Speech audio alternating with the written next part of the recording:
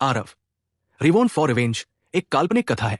इस कहानी में प्रस्तुत सभी पात्र, घटनाएं और स्थान पूरी तरह से लेखक की कल्पना का परिणाम है, किसी भी वास्तविक घटना, व्यक्ति, जाति, संस्कृति या समाज से जुड़ी हुई नहीं है। इस कहानी का उद्देश्य केवल मनोरंजन और शिक्षा है। हम किसी भी प्रकार की धार्मिक, सांस्कृतिक या सामाजिक भावनाओं को ठेस पहुंचाने का उद्देश्य नहीं रखते हैं। यदि किसी श्रोता को इस कहानी में कोई अंश अनुचित या असंगत प्रतीत हो, तो कृपया इसे काल्पनिक और मनोरंजन के रूप में ले। इस कहानी का श्रेय पूरी तरह से लेखक को जाता है। कहानी प्रस्तुति में हमारा एक भी श्रेय नहीं है, हम बस कहानी को आवाज देते हैं। अब आगे। कोयल ने घबराकर पूछा, वरिष्ठ, क्या आप ठीक है? पल्लवी का सिर फटने जैसा लग रहा था। उसने अपना सिर पकड़ लिया और दर्द को बलपूर्वक सहन किया, लेकिन उसका आकर्षक शरीर लगातार कांप रहा था। यह दृश्य देखकर कोयल का चेहरा डर से पीला पड़ गया। उसकी नजर में पल्लवी लगभग एक अजेय अस्तित्व थी। यहां तक कि पवन सम्राट भी उसके हाथों से नाच रहा था। उसे सिर में दर्द कैसे हो सकता है? उफ! ठीक उसी समय बगल में आरव ने नींद में बड़बड़ाया और उसी तरह अपनी भौहों को कसकर बंद कर लिया। बहुत पीड़ा में दिखाई दे रहा था। हाँ गुरु, क्या आप ठीक है? ये दोनों व्यक्ति एक ही समय में ऐसे ही थे। कोयल पूरी तरह से असमंजस में थी और उसे समझ में नहीं आ रहा था कि उसे क्या करना चाहिए। आरव ने थोड़ी कठिनाई से दोनों आंखें खोली और देखा कि आसपास का वातावरण कुछ अजीब और जाना पहचाना था। मैं अभी मरा नहीं हूं, आरव ने कमजोर स्वर में कहा। यह वो समय होना चाहिए जब वो पुनर्जन्म के बाद से अब तक सबसे ज्यादा गंभीर रूप से घायल हुआ हो। पहले चाहे वो कितना भी गंभीर रूप से घायल क्यों न हो, जब तक वो औषधीय गोलियां खाता रहता था, वो 2 दिनों से भी कम समय में सामान्य हो जाता था। लेकिन इस बार अगर पल्लवी उसकी हृदय गति की रक्षा करने में उसकी मदद न करती, तो आरव शायद पहले ही मर चुका होता। क्या नहीं मरा मास्टर? आप इतने अद्भुत हैं, आप क्यों मरेंगे? कोयल ने धीरे से सिसकते हुए कहा। यह कोयल है। हो एन, वो कौन है? आरव ने अचानक पल्लवी के चेहरे पर पीड़ा देखी और कमजोरी से पूछा। एन, मास्टर, आप वास्तव में इस सीनियर को नहीं पहचानते?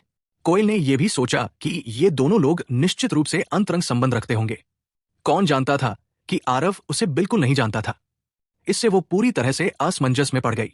उस समय पल्लवी ने अचानक एक दर्दनाक कराह निकाली और वास्तव में गिर गई। आह! सीनियर! कोयल डर के मारे उछल पड़ी और जल्दी से पल्लवी को सहारा देते हुए जमीन पर लिटा दिया। मास्टर, अब मुझे क्या करना चाहिए? कोयल पूरी तरह असमंजस की स्थिति में थी और उसने आरव से पूछा। आरव ने कमजोरी से कहा, कोई विकल्प नहीं है। मेरे शरीर की सारी सार ऊर्जा पूरी तरह से खत्म हो गई है। मैं बिल्कुल भी ताकत नहीं जुटा पा रही हूं। इस लड़की की आकृति कुछ हद तक जानी पहचानी क्यों लग रही है? मास्टर, आप वाकई सीनियर को नहीं पहचानते? आरव की बातें सुनकर कोयल ने संदेह से पूछा। नहीं पहचानना मतलब? नहीं पहचाना? मैं आपसे झूठ क्यों बोलूंगी? आरव अवाक रह गया। आरव के कोण से वो पल्लवी की शक्ल को अच्छी तरह से देख सकता था। ये बेदाग चेहरा हर पुरुष को अपवित्र होने से रोक सकता था। भले ही आरव इस समय गंभीर रूप से घायल था, लेकिन वो उत्साह से धड़क रहा था। लेकिन आरव ने यह पुष्टि करने की हिम्मत की कि यह चेहरा देखना बिल्कुल भी उसके लिए पहली बार था। लेकिन सीनियर ने आपको पवन सम्राट के हाथों से बचाया। यह कैसे संभव है कि आप उन्हें नहीं जानते? कोयल ने हैरानी से कहा। इस बार आश्चर्यचकित होने की बारी आरव की थी। तो ये वही थी जिसने मुझे बचाया? हाँ, सीनियर अविश्वसनीय है। पवन सम्राट भी उसका मुकाबला नहीं कर सकते। कोयल ने आरव के बेहोश होने के बाद की घटनाओं को आरव को सुनाने के लिए सुनाया, जिसे सुनकर आरव भी बेहद हैरान हो गया। नेत्रकला? क्या यह हो सकता है? आरव ने भौहें सिकोड़ते हुए कहा। कौन सी नेत्रकला? कोयल ने भावशून्य भाव से कहा। कुछ नहीं, बस किसी के बारे में सोच रहा था। लेकिन आरव ने उस समय जंगल में मिली बदसूरत लड़की के बारे में भी सोचा। लेकिन दोनों व्यक्तियों के रूप रंग में भी बहुत अंतर था। आरव के शरीर में अभी सार ऊर्जा का कोई निशान नहीं था और वो पल्लवी की स्थिति को समझने में पूरी तरह असमर्थ था। इसलिए उसने पुष्टि करने की हिम्मत नहीं की। लेकिन कोयल के वर्णन से देखा जाए तो ये बिना किसी संदेह के पूरी तरह से नेत्र कला थी। और आरव जिन लोगों को जानता था, उनमें से केवल उस बदसूरत लड़की यानी कि पल्लवी के पास ही मूनलाइट हेवेनली ओई शरीर था। लेकिन समस्या यह थी कि पल्लवी के पास केवल क्रिस्टल फॉर्मेशन क्षेत्र की ताकत थी। क्या ऐसा हो सकता है कि पल्लवी ने जानबूझकर अपनी ताकत छिपाई हो? अगर पल्लवी वास्तव में पवन सम्राट के साथ भी खेल सकती थी, तो उसके सामने अपनी ताकत छिपाना कोई बड़ी बात नहीं थी। इसके अलावा उसकी आंखों के सामने इस लड़की की प्रोफाइल पल्लवी से बहुत मिलती जुलती थी। क्या यह संभव था कि वे दोनों एक ही व्यक्ति हों? मास्टर, अब मुझे क्या करना चाहिए? कोयल को लगा कि उसे कुछ करना चाहिए। मेरी स्टोरेज रिंग में रिकवरी मेडिसिनल पिल्स है, लेकिन मैं अभी किसी भी एसेंस एनर्जी का इस्तेमाल नहीं कर सकता। तुम मुझे निकालने में मदद करो, आरव ने कहा। ठीक है, कोयल ने सहमति जताई। हर मार्शल आर्टिस्ट के पास अपने स्टोरेज रिंग खोलने का अपना अनूठा तरीका होता है। जब तक आरव कोयल को खोलने का तरीका बताता, वो इसे बहुत जल्दी खोल सकती थी। कोयल ने आरव के निर्देशों का पालन किया और आखिरकार अजोर प्रोफाउंड हार्ट नोरिसिंग पिल ढूंढी और आरव को एक निगल ने दिया। इस बार आरव की चोटें बहुत गंभीर थी। अजोर प्रोफाउंड हार्ट नोरिसिंग पिल खाने के बाद भी आरव की रिकवरी की गति बहुत धीमी थी। आधे दिन के बाद आरव ने आखिरकार कुछ ताकत हासिल की और मुश्किल से खड़ा हो पाया। उसने पल्लवी के सामने आने के लिए संघर्ष किया और उसकी नब्ज को पकड़ने की कोशिश की। अपने उद्धारकर्ता की ओर आरव स्वाभाविक रूप से उसे बिना रोकटोक कोमा में नहीं रहने दे सकता था, लेकिन नब्ज को पढ़ने के बाद आरव बहुत चिंतित होने से खुद को रोक नहीं पाया। ये बेहद खूबसूरत लड़की वास्तव में वही बदसूरत लड़की थी, पल्लवी, जिसे उसने पहले बचाया था। इस पर आरव कुछ हद तक हैरान रह गया। इसे देखते हुए उस समय जंगल उसे बचाना पूरी तरह से एक अनावश्यक कार्य था। पल्लवी ने जो ताकत दिखाई, उसके साथ लोगों के उस समूह का सफाया करना वाकई बहुत आसान था। आरव को अचानक इटरनल स्प्लेंडर पैलेस के उदाहरण याद आ गए। अब इस बारे में सोचते हुए ये वास्तव में पल्लवी ही थी जो अंधेरे में उसकी रक्षा कर रही थी। आरव को अचानक लगा कि वो बहुत मूर्ख है। क्या हमलों को मोड़ना इस तरह की अंतरिक्ष की अवधारणा मूनलाइट हेवनली आई की क्षमताओं में से एक नहीं थी? बस उस समय स्थिति बहुत जटिल थी और आरव ने बहुत गहराई से नहीं सोचा था। अब इसे याद करते हुए पल्लवी के प्रति आरव की कृतज्ञता वास्तव में इससे अधिक नहीं हो सकती। इन कई महीनों में पल्लवी वास्तव में पूरे समय उसके साथ छिपी रही और जब वो संकट में था तो उसकी सहायता करने के लिए आगे बढ़ी। और इस बार पल्लवी ने एक बार फिर मूनलाइट हेवनली आई का इस्तेमाल किया, जिससे उसकी दिव्य आत्मा को चीरने वाली दो तरह की आत्माएं द्वारा आत्मा में चीरा और भी अधिक बढ़ गई, जिसके परिणाम स्वरूप उसकी बीमारी आखिरकार फूट पड़ी। आरव जानता था कि यह निश्चित रूप से पल्लवी की दिव्य आत्मा के लिए सबसे दर्दनाक समय था। पवन सम्राट कोई बेकार प्रतिद्वंद्वी नहीं था। पल्लवी ने अनिवार्य रूप से पवन सम्राट पर मूनलाइट हेवनली आई का उपयोग करने के लिए काफी आत्मा शक्ति खर्च की। यह निस्संदेह पल्लवी की वर्तमान चिकित्सा स्थिति के लिए एक के ऊपर एक आपदा ला रहा था। यहां तक सोचते हुए आरव ने अनजाने में खुद को बहुत दोषी ठहराया और वो भावुक हो गया। अब इसे देखते हुए पल्लवी ने सबसे अधिक संभावना उसके पीछे चली और उसकी रक्षा की, क्योंकि उसने उसे उस समय जंगल में बचाया और उसकी चिकित्सा स्थिति का निदान करने में उसकी मदद की थी। ये आरव को कैसे प्रभावित नहीं कर सकता था? मास्टर, क्या सीनियर ठीक है? कोयल ने चिंतित होकर पूछा। आरव ने अपना सिर हिलाया और कहा, फिलहाल कोई बड़ी समस्या नहीं है। लेकिन क्या? कोयल ने हैरान होकर पूछा। कुछ नहीं, मैं उसे जानता हूं, लेकिन उसका वर्तमान रूप पहली बार मिलने से बिल्कुल अलग है, इसलिए मैं उसे पहचान नहीं पाया, आरव ने कहा। जैसा मैंने कहा, मास्टर सीनियर को कैसे नहीं जानते जिसने उन्हें बचाया। उसे फिलहाल कोई बड़ी समस्या नहीं है, लेकिन मुझे अभी भी जल्द से जल्द अपनी ताकत वापस हासिल करनी है। कोयल, मैंने एक बार में 50% रक्तसार जला दिया। मेरा शरीर अभी बहुत कमजोर है और औषधीय गोलियों को परिष्कृत नहीं कर सकता। इन 2 दिनों में मैं तुम्हें गाइड करूंगा। तुम मास्टर को जल्द से जल्द ताकत वापस पाने में मदद करोगे, आरव ने कहा। आधे दिन के बाद कोयल पसीने से लथपथ थी। चौकर के बगल में धीरे धीरे हाफ रही थी। गुरु, शिष्य भाग्यशाली था कि उसे काम में असफलता नहीं मिली और आखिरकार उसने एसेंस विगोर पिल को परिष्कृत किया। हालांकि बहुत थकी हुई, कोयल काफी उत्साहित दिख रही थी। एसेंस विगोर पिल का उपयोग मार्शल कलाकारों को रक्त सार को पुनः प्राप्त करने में मदद करने के लिए किया जाता था। उच्च स्तरीय टियर 3 औषधीय गोली को परिष्कृत करना बहुत कठिन था। कोयल के लिए एसेंस विगोर पिल को परिष्कृत करना असाधारण रूप से कठिन था। उसकी शक्ति और गोली साधना के साथ इसे परिष्कृत करना असंभव था। फिर भी इस आधे दिन की अवधि के दौरान आरव के मार्गदर्शन में उसने वास्तव में सफलतापूर्वक परिष्कृत किया। आरव के पास काफी औषधीय जड़ी बूटियां बची हुई थी। उन सभी को एक साथ मिलाते हुए उसने एसेंस विगोर पिल को परिष्कृत करने के लिए औषधीय जड़ी बूटियों के 2 हिस्से जमा किए। औषधीय जड़ी बूटियों को बर्बाद न करने के लिए आरव ने कोयल को कई बार सिमुलेट किया। उसके बाद उसे रिफाइनिंग पर काम करने के लिए गाइड की। आश्चर्य की बात नहीं है, पहले हिस्से को उसके द्वारा बर्बाद किए गए कचरे में रिफाइन किया गया था। बाद में उसने कई बार और सिमुलेट किया। दूसरे रिफाइनमेंट पर कोयल ने वास्तव में एक मिडिल ग्रेड एसेंस विगोर पिल को सीधे रिफाइन किया। कोयल अभी भी पसीने से लथपथ थी और वास्तव में उसमें एक अजीबोगरीब स्टाइल आकर्षण था, जिससे आरव का सिर घूम रहा था। खांसी, तुमने बहुत मेहनत की है, आरव ने शर्मिंदगी से कहा। लेकिन कोयल अभी बहुत उत्साहित थी और उसने आरव की शर्मिंदगी को नहीं देखा। माथे पर पसीना पोंछते हुए उसने कहा, बहुत मुश्किल नहीं, बहुत मुश्किल नहीं। इस आधे दिन के शोधन के दौरान शिष्य को अचानक एक साथ प्रबुद्ध होने का एहसास हुआ। इस आधे दिन में शिष्य ने जो सीखा वो पिछले कुछ सालों में मैंने जो सीखा है उससे कहीं ज्यादा है। कोयल आरव की तारीफ इसलिए नहीं कर रही थी क्योंकि उसे उससे लगाव था, बल्कि इसलिए क्योंकि उसे वाकई ऐसा महसूस हो रहा था। आरव के क्षितिज को देखते हुए उसके पास कोयल की खूबियों और कमियों के बारे में लंबे समय से एक अच्छी तरह से सोची समझी धारणा थी।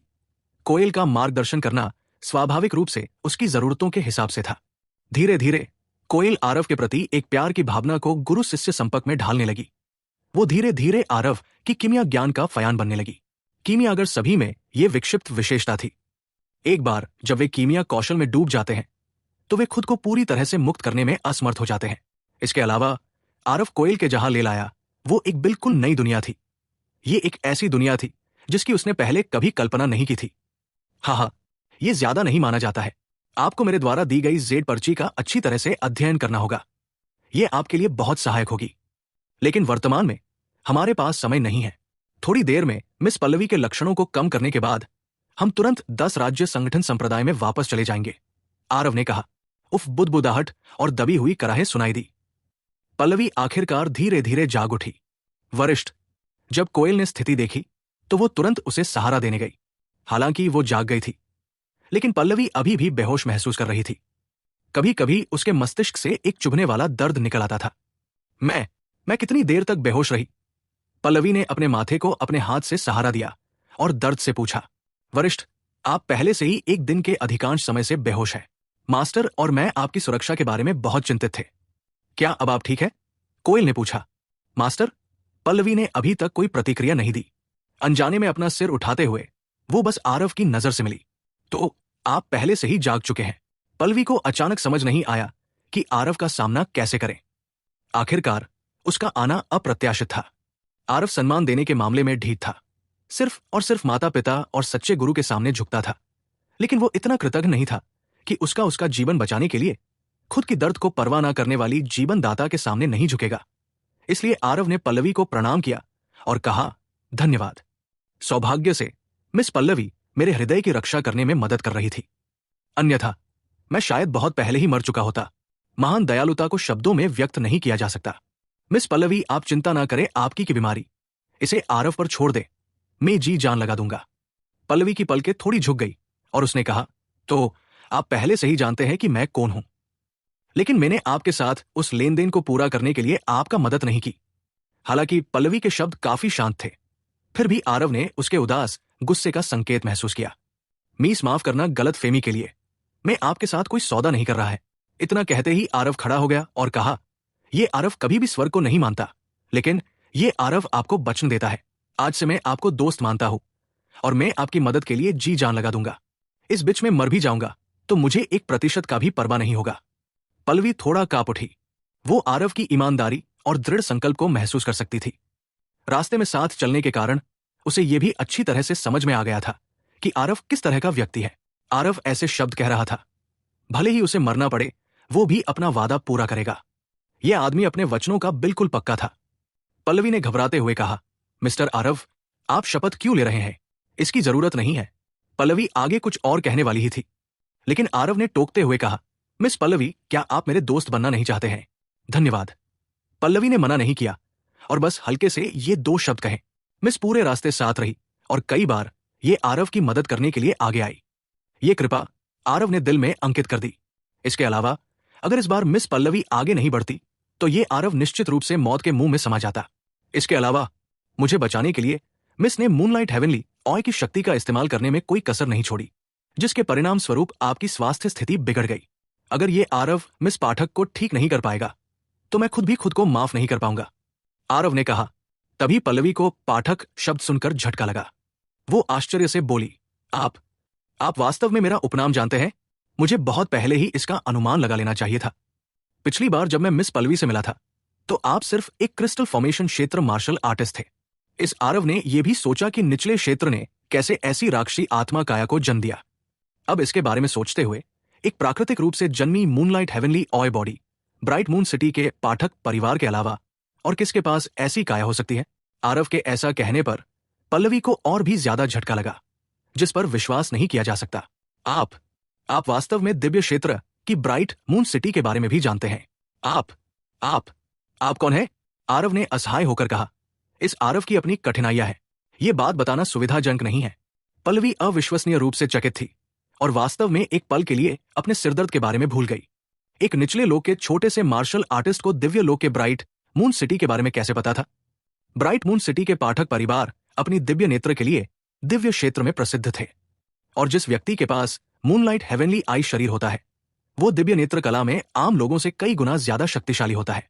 और पाठक परिवार के लिए भी, जिनके पास मूनलाइट हेवनली आई होता है, वे भी बहुत कम थे। ये सब दिव्य क्षेत्र में रहस्य नहीं थे, लेकिन आरव एक साधारण पृष्ठभूमि वाला एक निचले क्षेत्र का मार्शल आर्टिस्ट था। आखिर उसे ये जानकारी कैसे पता चली? पल्लवी के सर में संदेह और शंकाएं भरी हुई थी, लेकिन वो आरव के चरित्र को भी जानती थी। चूंकि उसने कहा कि यह बताना असुविधाजनक है, इसलिए उसके पास स्पष्ट रूप से ऐसी बातें थी जिन्हें बताना उसके लिए मुश्किल था। वो स्वाभाविक रूप से इस पर जोर नहीं देगी। ठीक है, तो चूंकि मिस्टर आरव को ब्राइट मून सिटी के बारे में भी पता है, तो मैं फिर से अपना परिचय दूंगा। मुझे दीक्षा पाठक कहा जाता है। मैं वास्तव में ब्राइट मून सिटी के पाठक परिवार का सदस्य हूं। पल्लवी यानी कि दीक्षा ने गहरी सांस ली और कहा, दीक्षा, ये नाम से ही पता चलता है, ये एक बढ़िया नाम है। आरव को ये नाम याद आ गया। इस पल आरव के विचार उस एक और एकमात्र बार की ओर चले गए जब वो अपने पिछले जीवन में ब्राइट मून सिटी गया था। उस समय उसने ब्राइट मून सिटी के निमंत्रण का उत्तर दिया और ब्राइट मून सिटी के शासक के लिए एक टियर 9 औषधीय गोली को परिष्कृत करने गया था। उस यात्रा के दौरान उसे ब्राइट मून सिटी में एक सुंदर और कांच के जैसे कोमल दिखने वाली एक लड़की दिखी, और उसे उस लड़की का नाम याद आया। उसका नाम था दीक्षा। अब इसे याद करते हुए आरव ने आखिरकार उस लड़की की शक्ल और दीक्षा को अपनी आंखों के सामने एक साथ जोड़ दिया। क्या जीवन में आए बदलाव वाकई इतने संयोगवश थे? अच्छे नाम का क्या मतलब है? हर कोई कहता है कि खूबसूरत लोगों का जीवन अक्सर दुखद होता है। ये सोचना कि मैं भी भाग्य के बंधन से बच नहीं सकता, दीक्षा ने मंद भाव से कहा। आरव ने अपने विचारों को याद किया और कहा, मिस दीक्षा को ऐसा होने की जरूरत नहीं है। संकट शब्द में गहरे रहस्य छिपे हैं। जब तक आप इन दो तरह की आत्मा के बीच के संघर्ष को हल कर सकते हैं, तब तक न केवल मिस दीक्षा आम लोगों से अलग नहीं रहेंगी, बल्कि आप कोकून से बाहर निकलकर तितली बन जाएंगी और एक अद्वितीय शक्तिशाली अस्तित्व बन जाएंगी।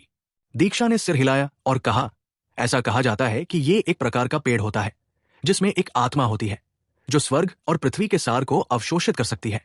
ये बुद्धि भी पैदा कर सकता है और मनुष्यों की तरह खेती कर सकता है। ये सही है। अजवार स्पिरिट ट्री के पेड़ के तने से अजवार स्पिरिट हार्ट एंड फ्यूसिंग फ्लूइड नामक एक प्रकार का तरल पदार्थ निकलता है। इस तरह का तरल पदार्थ दिव्य आत्मा को पोषण और मरम्मत कर सकता है। हालांकि यह आपकी बीमारी को पूरी तरह से खत्म नहीं कर सकता है, लेकिन यह आपकी दिव्य आत्मा के टूटने के समय को विलंबित कर सकता है और आपके दर्द को कम कर सकता है। इन 2 वर्षों में मैं एजवार स्पिरिट ट्री को खोजने के तरीकों के बारे में सोचूंगा। अगर मिस दीक्षा पाठक परिवार की ताकतों को इस पेड़ की खोज के लिए जुटा सकती है, तो ये सबसे अच्छा होगा, आरव ने कहा। लेकिन यह सुनकर दीक्षा ने सरनामे हिलाया। आरव को लगा शायद मिस पल्लवी यानी कि दीक्षा का कुछ परेशानी होगी, इसलिए उसने तुरंत कहा, कोई बात नहीं, अभी भी 2 साल बाकी है। मैं निश्चित रूप से आपके लिए अजवार स्पिरिट ट्री ढूंढूंगा। दीक्षा ने सिर हिलाया और कहा, तो बहुत बहुत धन्यवाद मिस्टर आरव। आरव ने कहा, मिस दीक्षा कृपया आधे दिन तक मेरा इंतजार करें। मेरे पास अभी भी कुछ औषधीय जड़ी बूटियां हैं जो आपको औषधीय सूप बनाने में मदद कर सकती है।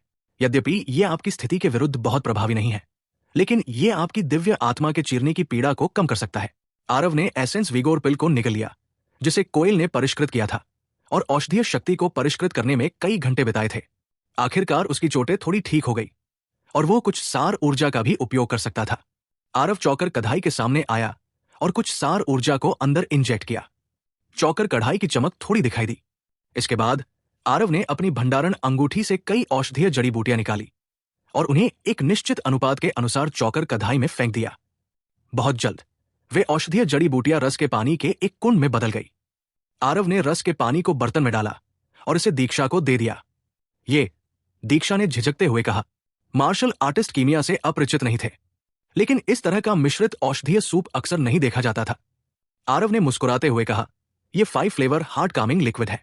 इसे 5 प्रकार के चौथे स्तर औषधीय जड़ी बूटियों के फूलों की पंखुड़ियों का उपयोग करके परिष्कृत किया जाता है। ये किसी की नसों को शांत करने का प्रभाव डालता है। हालांकि ये कोई चमत्कारी रामबाण नहीं है, लेकिन ये आपके सिरदर्द के लक्षण को कम कर सकता है। आप इसे आजमा सकते हैं। दीक्षा को आरव की बातों पर संदेह नहीं हुआ और उसने सीधे अपना सिर नीचे झुकाया और इसे पी लिया।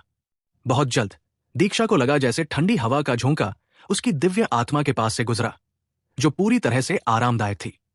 इस समय उसकी शुरू में कुछ उत्तेजित भावनाएं भी शांत हो गई।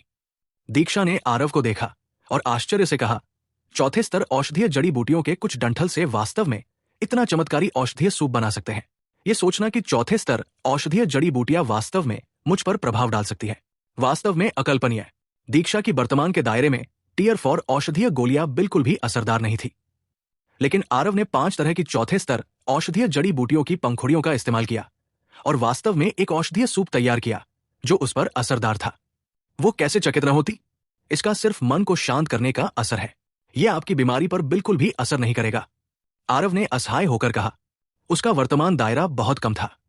सबसे अच्छे से वो केवल क्वासीटियर 4 औषधीय गोलियां ही परिष्कृत कर सकता था। इसका दीक्षा पर बिल्कुल भी असर नहीं हुआ। यह पहले से ही बहुत प्रभावशाली है। दीक्षा ने प्रशंसा में आह भरी। हाँ मास्टर, यह तो बहुत चमत्कारी है। आपने ये कैसे किया? आपको मुझे बाद में सिखाना चाहिए। कोयल ने भी प्रशंसा से कहा। वो बहुत देर तक बगल में खड़ी होकर देखती रही। इस थोड़ी देर में दीक्षा का रंग पहले की तुलना में पहले से बहुत बेहतर हो गया था। किसी को यह जानना था कि दीक्षा एक ऐसा पात्र था जो पवन सम्राट से भी अधिक शक्तिशाली थी। टीयर 4 औषधीय जड़ी बूटियों के एक जोड़े ने वास्तव में उस पर प्रभाव डाला। तुम सीखना चाहते हो, इसलिए मैं तुम्हें बाद में सिखाऊंगा, लेकिन बेहतर होगा कि तुम उस तक न पहुंचो जो तुम्हारी समझ से परे है। एक बार में एक कदम। यहां संरचनाओं के पद का उपयोग करने की आवश्यकता है। अपने वर्तमान मानकों के साथ तुम इसे गढ़ने में असमर्थ हो, आरव ने कोयल को कहा। ठीक है, मैं बस धीरे धीरे सीखूंगा। कंजूस मोटर, कोयल ने अपने होंठ सिकोड़े और वास्तव में एक बिगड़ैल छोटी लड़की की तरह व्यवहार किया। 2 सुंदरियों का सामना करते हुए आरव को भी अनजाने में असहज महसूस हुई, लेकिन आरव के पास अभी लड़कियों को देखकर प्रेम में डूबने या असहज होने की ऊर्जा नहीं थी। वो 10 राज्य संगठन के बारे में चिंतित था। आरव ने कार्तिक और बाकी लोगों को स्थानिक आत्मा कलाकृति से मुक्त कर दिया। उनके चेहरे अभी भी खाली थे। इस अवधि के दौरान आरव ने उनकी दिव्य आत्मा के अवरोधों को पूरी तरह से समाप्त नहीं किया। इस तरह की दिव्य आत्मा अवरोध दास मोहरों से अलग थी। इसे किसी की स्वतंत्रता को बहाल करने के लिए तोड़ा जा सकता था। दास मोहर लगाने के बाद दास दूसरे लोगों को अपना स्वामी नहीं मानता था। इसके अलावा दासों के बीच अक्सर लेन देन और हस्तांतरण भी होते थे। दास मोहर लगाना स्पष्ट रूप से काम नहीं करेगा, इसलिए जब दास बेचा जाते थे तो अधिकांश लोग अपनी दिव्य आत्माओं पर अवरोध लगाते थे ताकि मालिकों के लिए इसे नियंत्रित करना सुविधाजनक हो। आरव ने अपनी दिव्य आत्मा को कार्तिक की चेतना के सागर में पहुंचाया। कोयल डर के मारे अचंभित हो गई। उसने जल्दी से कहा, आप क्या कर रहे हैं गुरु? उनकी दिव्य आत्माओं पर एक अत्यंत शक्तिशाली व्यक्ति ने अवरोध लगाए हैं। लापरवाही का एक क्षण उनकी दिव्य आत्माओं को नुकसान पहुंचा सकता है। आरव ने सावधानी से कार्तिक की अवरोधों को दूर करने में मदद की और कोयल से कहा, बस कुछ छोटी मोटी चालें मैं जानता हूं।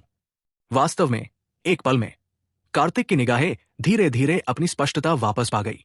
जब उसने आरव को अपने सामने देखा तो उसके आंसू बहने लगे और उसने कहा, छोटे भाई, मैंने कभी नहीं सोचा था कि मैं तुम्हें एक दिन फिर से देख पाऊंगा। कार्तिक को इस तरह देखकर आरव को भी अच्छा नहीं लगा। उस समय रहस्यमयी क्षेत्र में आपदा के समय आरव को भागने का मौका मिला और सभी ने यही चाहा था। बाकी सब बंधक बन गए थे, लेकिन कार्तिक ने अभी सभी साथियों को आसपास खड़ा हुआ देख रहा था। कार्तिक के लिए यह परिस्थिति थोड़ा आश्चर्यजनक था, इसलिए आरव ने कहा, सीनियर ब्रदर कार्तिक, कुछ समय अपेक्षा कीजिए। मैं बाकी सबको भी जगा देता हूं और फिर सभी को बताऊंगा इन बीच क्या हुआ था। आरव ने सांत्वना दी। दोनों लोगों ने कुछ छोटी छोटी बातें की और आरव ने दूसरों के लिए दिव्य आत्मा के बंधनों को हटाना शुरू कर दिया। जब वरिष्ठों के समूह ने एक बार फिर आरव को देखा तो वे सभी भावनाओं से भर गए और तुरंत एक आपदा से बचने के बाद जीवन की भावना को जन्म दिया। आरव ने सभी लोगों को इन दिनों क्या हुआ था बता दिया, लेकिन दीक्षा की पहचान को एक रहस्यमयी विशेषज्ञ बना दी। फिर आरव ने अचानक एक आह भरते हुए कहा, दुख की बात है कि एल्डर दयाराम उस समय राजमहल की गहराई में कैद थे। मैंने अपनी पहचान उजागर होने से पहले उन्हें समय पर नहीं बचा पाया। आह! दीक्षा, जो पूरे समय चुपचाप इन वरिष्ठों को आरव का धन्यवाद करते हुए देख रही थी, उसने अपना मुंह खोला जब उसने सुना कि आरव ने इस समय एल्डर दयाराम का उल्लेख किया है, मैं आपको बताना भूल गई।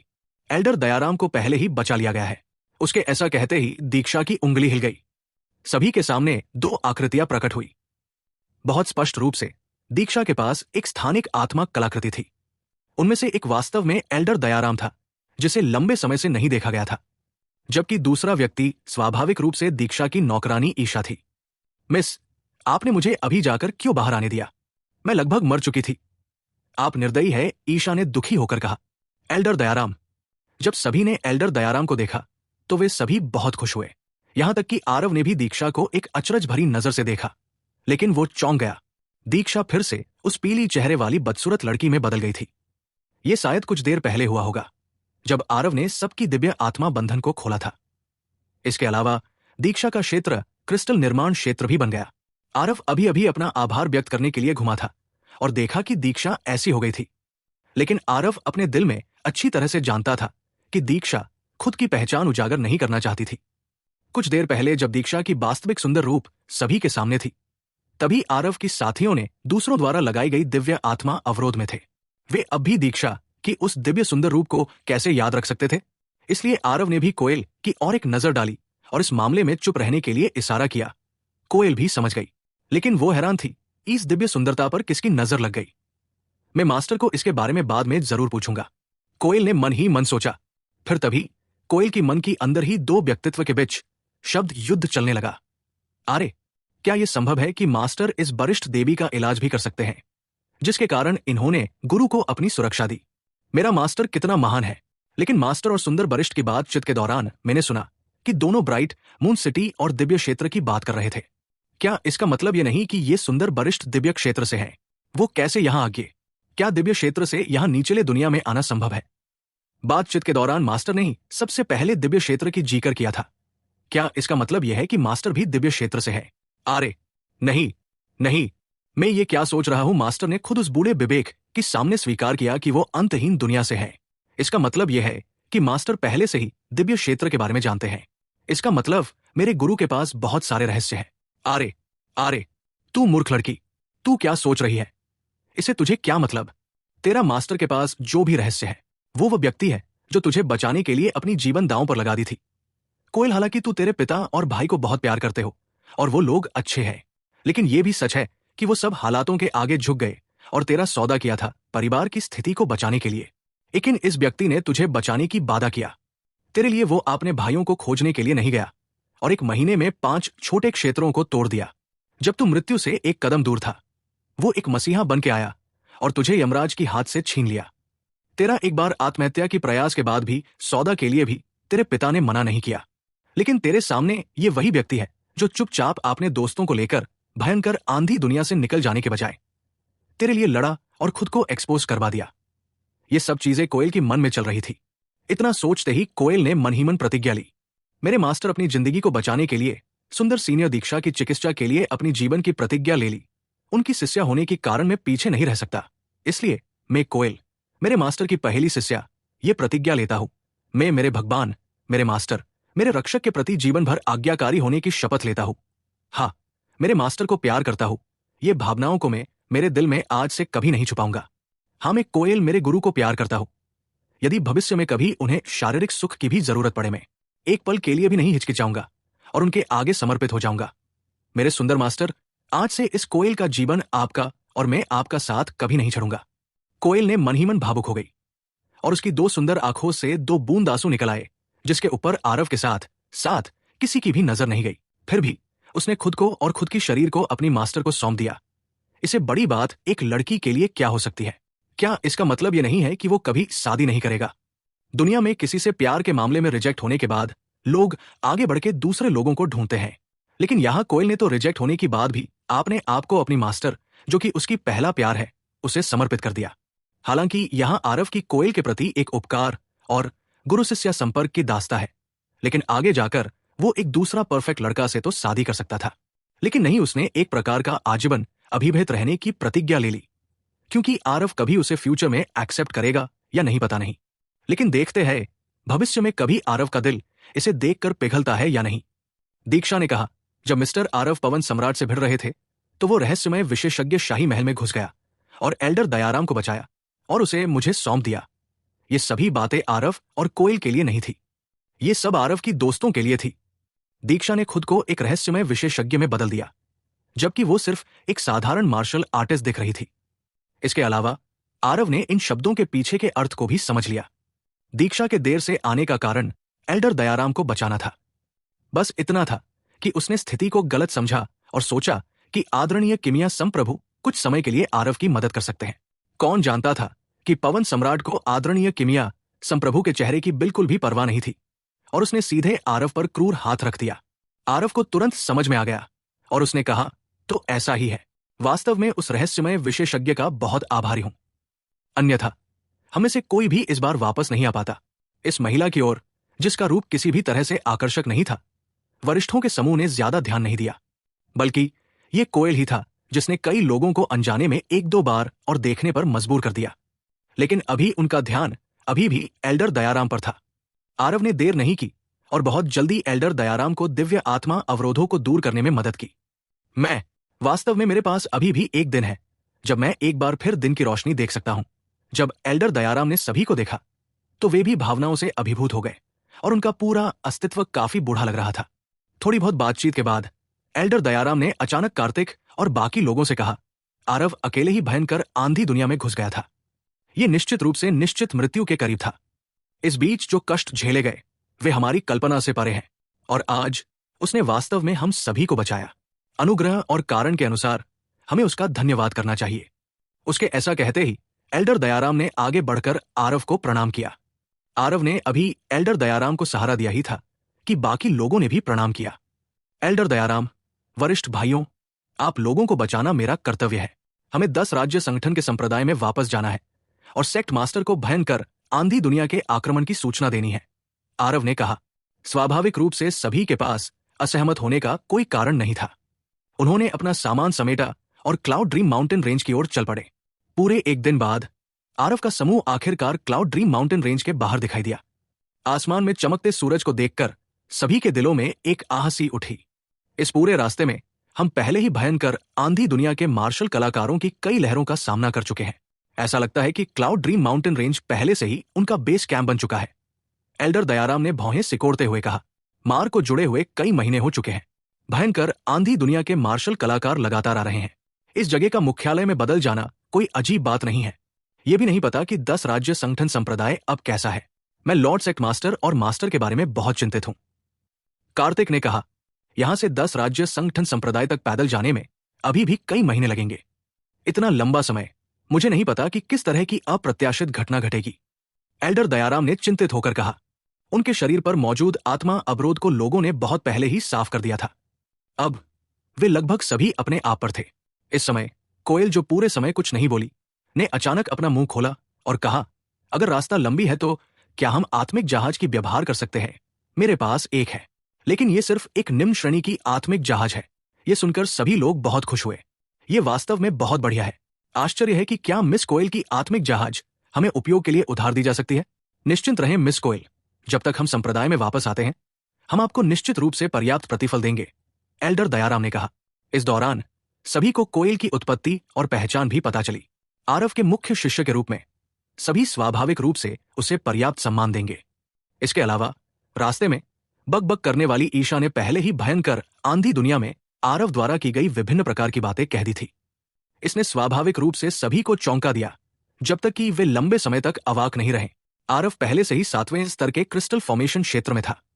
दायरे के संदर्भ में वो पहले से ही कार्तिक को पकड़ चुका था, जबकि उसकी युद्ध शक्ति ने सभी को कई गलियों पीछे छोड़ दिया। यहां तक कि इस संप्रदाय के बुजुर्ग दयाराम भी अब आरव के मुकाबले में नहीं थे।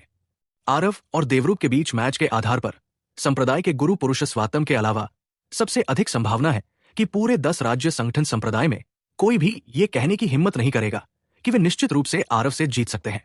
यदि वे 10 राज्य संगठन संप्रदाय में वापस लौटते तो आरव की स्थिति स्वाभाविक रूप से उसी तरह बढ़ जाती जैसे पानी बढ़ने पर नाव ऊपर उठती है और संप्रदाय का उच्च सोपान बन जाता। सभी ये भी जानते थे कि इसका मतलब यह था कि जिस दिन आरव 10 राज्य संगठन संप्रदाय को छोड़ेगा वो दिन और भी करीब आ रहा है। एल्डर दयाराम ने अपना मुंह खोला। स्वाभाविक रूप से कोयल के लिए अस्वीकार करना अच्छा नहीं था। समूह ने उड़ने वाली आत्मा जहाज, जो एक आत्मिक नाव पर सवार होकर 10 राज्य संगठन संप्रदाय की दिशा में उड़ान भरी। कोयल की उड़ने वाली आत्मा नाव की गुणवत्ता बहुत अच्छी थी। पार्टी ने स्पिरिट ब्लेसिंग माउंटेन से आगे पहुंचने के लिए केवल 7 से 8 दिनों का समय लिया। एल्डर दयाराम ने जहाज के लिए पूछा था। स्वाभाविक रूप से कोयल के लिए अस्वीकार करना अच्छा नहीं था। समूह ने उड़ने वाली आत्मा जहाज, जो एक आत्मिक नाव था, उस पर सवार होकर 10 राज्य संगठन संप्रदाय की दिशा में उड़ान भरी। कोयल की उड़ने वाली आत्मा नाव की गुणवत्ता बहुत अच्छी थी। समूह ने स्पिरिट ब्लेसिंग माउंटेन से आगे पहुंचने के लिए केवल 7 से 8 दिनों का समय लिया। इन कुछ दिनों के स्वास्थ्य लाभ और औषधीय गोलियों की सहायता से आरव की चोटें पहले से ही 70% से 80% ठीक हो चुकी थी। ये शेष 20% से 30% की कमी मुख्य रूप से रक्त सार की कमी की भरपाई के लिए था। ये अन्य मार्शल कलाकारों के लिए भयानक था, लेकिन आरव के पास इन रक्त सार की भरपाई करने के साधन थे। बस इतना था कि उसके पास अब जरूरी औषधीय जड़ी बूटियां नहीं थी, इसलिए वो अस्थायी रूप से औषधीय गोलियों को परिष्कृत करने के लिए आगे नहीं बढ़ा। आत्मिक नाव से उतरकर सभी लोग संप्रदाय के द्वार के बाहर पहुंचे, लेकिन पाया कि द्वार के बाहर कोई भी पहरा नहीं दे रहा था। आरव की भौहें तंग गई और उसे तुरंत एक बुरा पूर्वाभास हुआ। कुछ ठीक नहीं लगता है। संप्रदाय के द्वारों की रखवाली करने वाले कोई शिष्य क्यों नहीं होंगे? नहीं, क्या ऐसा नहीं हो सकता कि कुछ हुआ हो, है ना? बड़े दयाराम का दिल धड़क उठा। संप्रदाय की रक्षा करने वाली भव्य सारणी पहले ही टूट चुकी है, ऐसा लगता है। संप्रदाय के साथ सचमुच कोई दुर्घटना घटी है। चलो जल्दी से जाकर देखते हैं, आरव ने उदास होकर कहा। इस तरह की स्थिति को देखकर आपदा से बचने की सभी की खुशी तुरंत गायब हो गई। समूह पहाड़ की चोटी पर पहुंचा। पहाड़ के आधे रास्ते तक पहुंचने पर सभी के कदम अचानक रुक गए और अपनी आंखों के सामने का दृश्य देखकर दंग रह गए। देखते ही देखते चारों ओर 10 राज्य संगठन के शिष्यों की पोशाक पहने लाशें पड़ी थी। ताजा खून पहले से ही छोटी छोटी नदियों में बह रहा था, जो पहाड़ से नीचे की ओर बह रही थी, जो बेहद भयावह लग रही थी। ये सभी शिष्य संप्रदाय के बाहरी संप्रदाय के शिष्य थे। उनकी ताकत बहुत ज्यादा नहीं थी, लेकिन इस तरह बड़े पैमाने पर नरसंहार ने आरव और साथियों के गुस्से को एक साथ भड़का दिया। कौन? ये किसने किया? क्या ये मेरे 10 राज्य संगठन को खत्म करना चाहता है? कार्तिक का पूरा शरीर कांप रहा था। इस दृश्य ने उसके क्रोध को चरम पर पहुंचा दिया। खून का कर्ज खून से चुकाना होगा। अगर मुझे पता चल गया कि ये किसने किया है, तो मैं निश्चित रूप से उसके टुकड़े टुकड़े कर दूंगा। ईशान ने घृणा से अपने दांत पीसते हुए कहा। सबसे शांत तुषार भी इस समय गुस्से में था। उसने दोनों मुट्ठियां कस ली थी। जाहिर है वो अपने क्रोध को काबू में रखने की पूरी कोशिश कर रहा था। पहाड़ की चोटी से सार ऊर्जा की लहरें आ रही है। शायद कोई भयंकर युद्ध हो रहा है। चलो जल्दी से चलते हैं, आरव ने अचानक कहा। जब आरव के शब्द निकले तो सभी लोग आश्चर्य से भर गए। स्वर्ग और पृथ्वी सार ऊर्जा के प्रति आरव की धारणा पहले से ही इस स्तर पर पहुंच गई थी। यहां तक कि एल्डर दयाराम भी पहाड़ की चोटी से आने वाली सार ऊर्जा की तरंगों को महसूस नहीं कर पाए। लेकिन उनके पास अब और आश्चर्यचकित होने का समय नहीं था। चूंकि वे ऐसे उपयुक्त समय पर लौटे थे, इसलिए उन्हें स्वाभाविक रूप से युद्ध में शामिल होना पड़ेगा और संप्रदाय की रक्षा करना होगा। जाओ, इन कमीनों के झुंड को मार डालो और इन मृत शिष्यों का बदला लो। बड़े दयाराम ने अपनी लंबी तलवार चमकाई और दहाड़ लगाई। मेरे 10 राज्य संगठन संप्रदाय की हजारों साल की विरासत को कैसे मिटाया जा सकता है? जो मेरे संप्रदाय पर हमला करते हैं, उन्हें बिना क्षमा किए मार दिया जाता है। ईशान चिल्लाया। आरव ने कुछ नहीं कहा और चुपचाप वरिष्ठों के समूह के पीछे पहाड़ पर चढ़ गए। मिस दीक्षा, इस मामले को हम पर छोड़ दीजिए। भविष्य में जब तक कोई दूसरा विकल्प न हो, मिस को आत्मबल का सहारा नहीं लेना चाहिए। अगर ऐसा ही चलता रहा तो आपका बचना मुश्किल हो जाएगा। आरव ने अपने शब्द प्रेषित किए। मैं जानती हूं। श्रीमान, आरव की चिंता के लिए बहुत बहुत धन्यवाद, दीक्षा ने उत्तर दिया। पहाड़ पर आगे बढ़ने पर लाशें लगातार बढ़ती जा रही थी, लेकिन उनमें दुश्मन सेना की लाशें भी थी। ध्यान से देखने पर सभी लोग और भी हैरान हो गए। इन दुश्मन सेना के शिष्यों के शवों पर वास्तव में बंगनी महल के संप्रदाय की पोशाकें थी। ये यहां क्या हो रहा है? क्या ऐसा हो सकता है कि हमारे 10 राज्य संगठन के संप्रदाय पर आक्रमण करने वाले वास्तव में बंगनी महल के संप्रदाय के लोग हैं? एल्डर दयाराम ने आश्चर्य से कहा। अगर कोई कहे कि हमारे 10 राज्य संगठन संप्रदाय पर आक्रमण करने की सबसे अधिक संभावना किसके पास है, तो ये कोई और नहीं बल्कि स्वर्गीय आकाश संप्रदाय है। जबकि बैंगनी महल संप्रदाय मजबूत है, वे वास्तव में स्वर्गीय आकाश संप्रदाय की पलकों के नीचे अन्य संप्रदायों पर आक्रमण करने का साहस करते हैं। कार्तिक भी अविश्वसनीय रूप से हैरान था। स्वर्गीय आकाश संप्रदाय की शक्ति निर्विवाद थी। केवल अन्य 7 संप्रदायों की ताकत को मिलाकर ही वे स्वर्गीय आकाश संप्रदाय के साथ एक नाजुक संतुलन बनाए रख सकते थे। यदि अन्य 7 संप्रदायों में आपसी कलह थी, तो स्वर्गीय आकाश संप्रदाय इतना अच्छा अवसर कैसे जाने दे सकता था? क्या बेंगनी महल संप्रदाय के ऊपरी स्तरों के सभी लोगों के दिमाग में चोट लगा है, जो इसे समझ नहीं पा रहे हैं? तभी आरव अचानक पूछा, क्या आप सभी रजत के बारे में भूल गए? हर कोई अचानक चौंक गया। वे संभवतः रजत को कैसे भूल सकते हैं? ये वास्तव में रजत की उत्कृष्ट कृति थी, जिसने उन्हें सलाखों के पीछे धकेल दिया और यहां तक कि गुलाम भी बना दिया। शायद बंगनी महल समूह ने कई वर्षों तक धैर्यपूर्वक सहन किया। मुझे पहले लगा था कि बस रजत ही भयंकर आंधी दुनिया का जासूस था, लेकिन लगता है कि पूरी बेंगनी महल संप्रदाय ही। आरव ने आगे कुछ नहीं कहा, लेकिन सब समझ गए आरव क्या कहना चाहता है। लगता है हम देरी कर दी। अंतहीन दुनिया का स्थिति बिगड़ना शुरू हो गया है, खासकर दक्षिणी डोमेन का। कुछ महीनों की बात है जब दोनों दुनिया की मार्ग से दिव्य पागमन क्षेत्र की पावर हाउसों भी गुजर सकते हैं। हमें जल्दी करना होगा। पूरे अंतहीन दुनिया को युद्ध के लिए प्रस्तुत करना होगा। आरव के ये कहते ही सभी का दिल टूट गया। बंगनी महल समूह पवन सम्राट द्वारा अंतहीन दुनिया में छोड़ा गया एक शतरंज का टुकड़ा था। इतने वर्षों के गुप्त विकास के बाद उनकी ताकत संभवतः पहले से ही अथाह थी। सभी के दिल में यह भावना थी कि दक्षिणी डोमेन की स्थिति अभी संभवतः पहले से ही एक धरती हिला देने वाले परिवर्तन से गुजरी है। लेकिन यह सब बात के लिए था। एल्डर दयाराम और अन्य लोगों ने देर करने की हिम्मत नहीं की और रास्ते में तेजी से आगे बढ़े और बहुत जल्द ही पहाड़ की चोटी पर पहुंच गए। देखते ही देखते पूरा 10 राज्य संगठन समुदाय पहले से ही उथल पुथल में था। चारों ओर लड़ाई और युद्ध की चीखें थी। हर तरफ लाशें ही लाशें थी।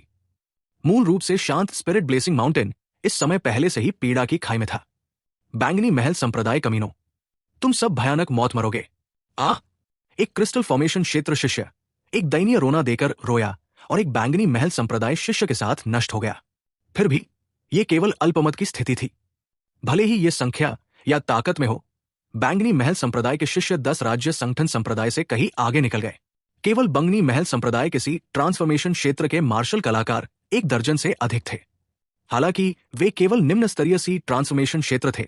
कुछ क्रिस्टल फॉर्मेशन क्षेत्र शिष्यों से निपटने के लिए यह पर्याप्त था। 10 राज्य संगठन संप्रदाय की ओर से उन्होंने वास्तव में एक भी सी ट्रांसफॉर्मेशन क्षेत्र के बुजुर्ग को नहीं देखा। युद्ध एकतरफा स्थिति में थी। 10 राज्य संगठन संप्रदाय के कई शिष्य अकेले ही दूसरी तरफ के कई लोगों का सामना कर रहे थे। वे इन बैंगनी महल संप्रदाय के कमीनों के मुकाबले कैसे आ सकते थे? जब एल्डर दयाराम और अन्य लोगों ने ऐसी दुखद स्थिति देखी तो वे कैसे पीछे हट सकते थे? उन्होंने अपनी तलवारें लहराई और आगे बढ़ने वाले थे, लेकिन इससे पहले कि उनका आकार अभी आगे बढ़ता, उन्हें पीछे से किसी ने रोक लिया। पीछे मुड़कर देखा गया तो ये वास्तव में आरव था। जब वो एल्डर दयाराम के पास से गुजरा तो आरव ने हल्के से 2 शब्द पीछे छोड़े, मुझे अनुमति दे। आरव का आकार बहता हुआ युद्ध के मैदान के केंद्र में पहुंच गया। तुरंत एक बंगनी महल संप्रदाय का शिष्य आया जो मृत्यु के भय के बिना आगे बढ़ा। एक नीली तलवार की रोशनी तुरंत दिखाई दी। बंगनी महल के उस शिष्य ने अभी तक कोई प्रतिक्रिया भी नहीं की थी और उसका सिर और शरीर अलग हो गए। लगता है कि बंगनी महल के हमले ने मिस्टर आरव को पहले ही पूरी तरह से क्रोधित कर दिया है। दीक्षा ने शांति से कहा, वाकई ऐसे लोगों का झुंड है जो जीवन और मृत्यु में अंतर नहीं जानते। शायद उन्हें यह भी नहीं पता कि मिस्टर आरव एक बार क्रोधित हो जाने पर कितने भयानक हो जाते हैं। ईशा के मुंह के कोनों पर भी एक ठंडी मुस्कान थी। बंगनी महल की दूसरे संप्रदाय को नष्ट करने वाले आचरण के प्रति ईशा के मन में बहुत घृणा थी। ये जूनियर अप्रेंटिस भाई आरव क्या करने जा रहे हैं? ईशा ने हैरान होकर पूछा। कार्तिक को थोड़ा सा अंदाजा लग रहा था और वो चौंक कर बोला, उसने हमें हमला नहीं करने दिया। क्या ऐसा हो सकता है कि वो बंगनी महल के शिष्यों से अकेले ही निपटना चाहता हो? ये कैसा मजाक है? यहां बंगनी महल के कई सौ शिष्य हैं। इसके अलावा उनमें से अधिकांश क्रिस्टल फॉर्मेशन क्षेत्र के मार्शल कलाकार हैं। उनमें से 1 दर्जन से अधिक सी ट्रांसफॉर्मेशन क्षेत्र के मार्शल कलाकार भी हैं। जूनियर अप्रेंटिस भाई आरव वह अकेले ही इससे निपटना चाहता है? ईशान लगभग उछल पड़ा, लेकिन कोयल ने अपना मुंह सिकोड़ लिया और गर्व से कहा, आप लोग बस देखते रहें। इन चींटियों के लिए अकेले मेरे मास्टर ही काफी है। शायद अभी मिस ईशा रास्ते में जो कुछ बताया आप सभी ने हजम नहीं कर पाए। सभी वरिष्ठों के समूह ने एक दूसरे की ओर देखा और अविश्वास से कोयल फिर ईशा और अंतिम में आरव को देखा। और इस समय आरव ने कैंगुआ तलवार को आकाश की ओर इशारा किया। अनगिनत फूलों की पंखुड़ियां हवा में संघनित होने लगी। क्या ये जूनियर अप्रेंटिस भाई आरव की 1000 बहने वाली पंखुड़ियां हैं? क्या कोई गलती है? वो इतनी सारी फूलों की पंखुड़ियों को कैसे संघनित कर सकता है? ईशान ने एक बार आरव की 1000 बहने वाली पंखुड़ियां देखी थी, लेकिन तब आरव अभी भी सिर्फ एक आत्मा संघन क्षेत्र के मार्शल कलाकार था। उस समय हालांकि इस चाल की शक्ति बहुत अधिक थी, लेकिन ये इस हद तक दुर्जय नहीं थी। हवा में फूलों की पंखुड़ियां लगातार बढ़ती जा रही थी। इसने आखिरकार मौजूद सभी मार्शल कलाकारों को चौंका दिया। यहां क्या हो रहा है? आसमान से फूलों की पंखुड़ियां क्यों बरस रही है? तुम मूर्ख हो। यह स्वर्ग और पृथ्वी की सार ऊर्जा से बना है। कोई कौशल दिखा रहा है। वास्तव में इतनी दुर्जय शक्ति किसके पास है? यहां तक कि प्रथम एल्डर भी शायद इतनी भयावह स्वर्ग और पृथ्वी को नहीं जुटा सकता। जल्दी करो, देखो, ये वो लड़का है जो इसे दिखा रहा है। इस समय आखिरकार कई सी ट्रांसफॉर्मेशन क्षेत्र मार्शल कलाकार थे जिन्हें लगा कि कुछ गड़बड़ है। किसी ने चिल्लाकर कहा, जल्दी करो, तुम में से कुछ लोग एक साथ जाओ और उस बदमाश को खत्म करो। उस बदमाश की ये चाल कुछ हद तक भयावह है। जब ये शब्द कहे गए तो 1 दर्जन से ज्यादा लेट स्टेज क्रिस्टल फॉर्मेशन क्षेत्र मार्शल आर्टिस्ट और कई सी ट्रांसफॉर्मेशन क्षेत्र मार्शल आर्टिस्ट अपने मूल विरोधियों को छोड़कर सभी आरव की ओर बढ़ गए। आरव ने इस दृश्य को ठंडेपन से देखा और अपने मुंह से ठंडेपन से कहा, तुम सब लोग जाकर मर सकते हो। पूरे आसमान को ढकने वाली फूलों की पंखुड़ियों में इस समय आध्यात्मिकता थी, जो बंगनी महल के मार्शल आर्टिस्ट की ओर झुंड में घूम रही थी। सैकड़ों बंगनी महल के विशेषज्ञ मौजूद थे जो फूलों की पंखुड़ियों के हमले से पीड़ित थे, और वे सी डायमेंडेशन क्षेत्र मार्शल आर्टिस्ट भारी लक्ष्य पर केंद्रित थे। उनके बगल में इकट्ठी हुई फूलों की पंखुड़ियां क्रिस्टल फॉर्मेशन क्षेत्र मार्शल आर्टिस्ट की कई गुना थी। 2 सांसों के बाद बंगनी महल के शिष्यों ने दयनीय चीखें निकालनी शुरू कर दी। 5 सांसों के बाद बंगनी महल के हताहत शिष्यों की संख्या बढ़ती गई और वे दयनीय चीखें निकालने लगे। एक क्षण के लिए असंख्य दुखद चीखें आपस में जुड़ गई, जो आसमान में गूंज उठीं। जो 10 राज्य संगठन के अनुयायी वहां थे, वे अपने विरोधियों की दयनीय चीखें सुनकर कांपने से खुद को नहीं रोक पाए। तो क्या होने वाला है कहानी में आगे? क्या हो रहा है 10 राज्य संगठन संप्रदाय में? संप्रदाय के सभी उच्च शक्तिशाली लोग कहा गए। आरव अब क्या करेगा? क्या लगता है आपको? चलिए ये सारे सवालों का जवाब अगले कुछ एपिसोड्स में सुनते हैं।